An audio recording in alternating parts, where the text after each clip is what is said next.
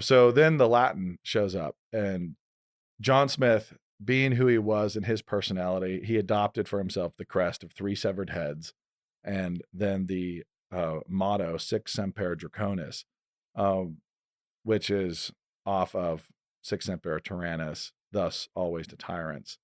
Um, and so he has the three heads, and it's dragons because the three severed heads are from the Dracul family, the family that gave us Dracula, the actual historical Vlads that brought us the Dracula mythology. The Impalers, affectionately known as. Yep. And so they're the Dracules, and their symbol was the dragon, and Dracul was itself, it meant dragon.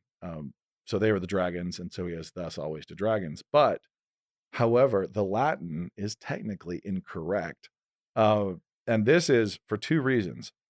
On an authorial level, there is the fact that I wanted it to, even for kids, for younger people, I wanted it to clearly echo the original, Right. thus always to tyrants.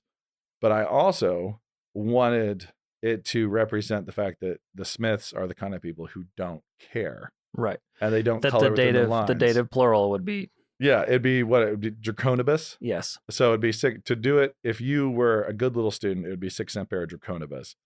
Third John, declension rather than second declension, Yeah. Tyrannis. yes. And so John Smith doesn't care, and I love Slash doesn't know. Let's just say John Smith is the kind of guy who's not great at Latin. You know, it's like this is right. and he doesn't care to be great at Latin.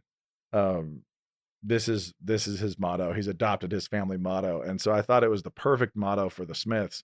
That it was thus always to dragons, slightly incorrectly phrased.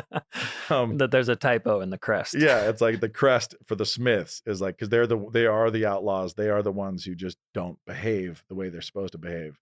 The crest itself has been banned in Ashtown, and it's kind of this tough one to get. It's this bootleg one, the bootleg crest, because the Smith crest was forbidden because it was too gory with its three severed heads.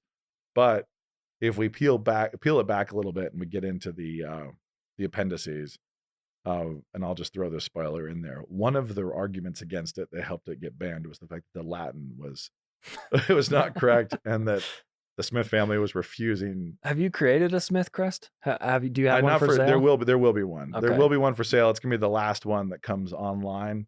Because there are several that are great. I mean, I liked on my read through re-examining all the crests and the descriptions, and wanted. So we have a couple that are available. The boxing monkey patch I love. Obviously, the polygoner patch, which is available, and then also Rupert Greaves' patch, the flying chess knight, which I also really like. And there's a couple other that are in design phase that are going to be going into production, and the last one will be the Smith patch. And you better believe that the Latin will be the way John Smith wanted it, not the way that various elementary school teachers who have written me letters from around the country wanted it. Yeah.